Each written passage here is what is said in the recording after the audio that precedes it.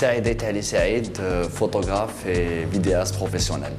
J'ai atterri dans la photo étant déjà très jeune. J'ai toujours fait de la photo en tant qu'amateur pendant des sorties en famille ou là dans des mariages et tout. La photo artistique, ça a toujours été beaucoup plus une passion. Et j'avais décidé de rendre ça comme un métier. Et malgré que pour moi, quand on est dans la presse, on peut se permettre de faire de l'art.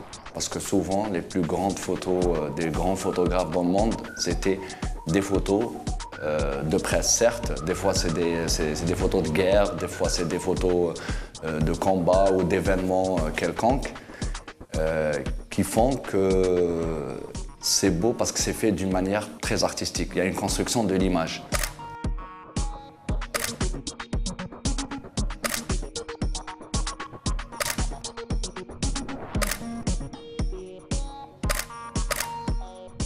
Le noir et blanc,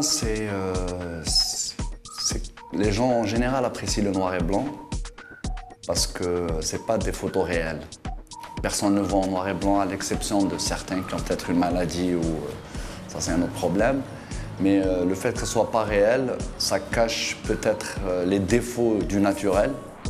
C'est beaucoup plus une question de feeling. C'est à l'instant qu'on décide de faire une photo en noir et blanc ou en couleur. Tout dépend de l'instant, parce qu'en général, je prends les photos que je prends, la plupart du temps, c'est l'être humain. Moi, ce qui m'attire, c'est l'être humain dans la photo. J'aime pas prendre les photos de nature morte ou des paysages. C'est l'être humain qui soit dans sa vie, ou bien en portrait, ou bien pendant qu'il travaille et dans ce qu'on appelle des scènes de vie. Et tout dépend du regard, tout dépend de la manière dont il bouge.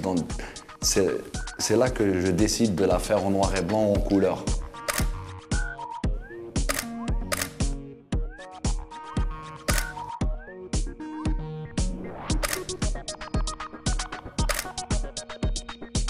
Cette photo, je l'ai prise à Taman Rasset, c'était en 2010, c'était en janvier 2010.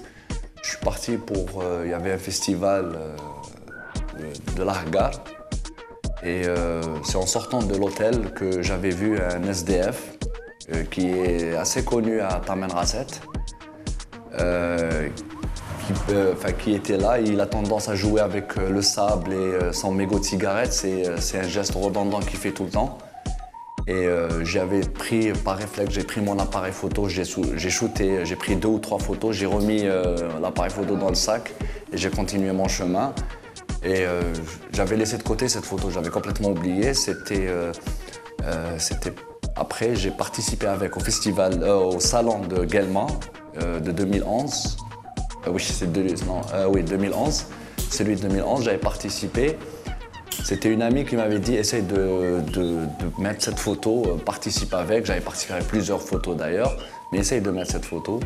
Elle a été sélectionnée et elle a eu le prix de la meilleure photo couleur.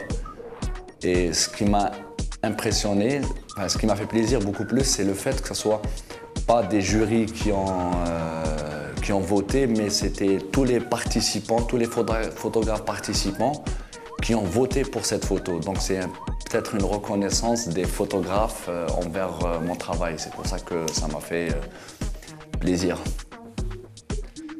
Les thèmes en général, c'est la vie de l'homme.